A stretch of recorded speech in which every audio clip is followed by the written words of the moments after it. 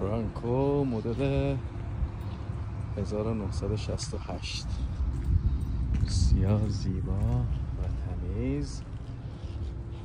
اومده روغن ریزی داره و تنظیم باد میخواد.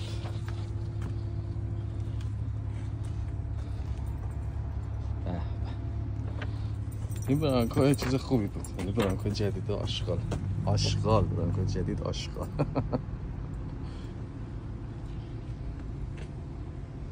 بسیار زیبا.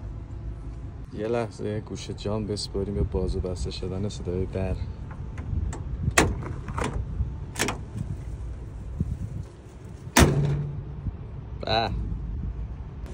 فقط ایرادش اینه که دنده اتوماته. چرا؟ 1968 دنده اتومات. روشنش کنیم ببینیم که چی میگه.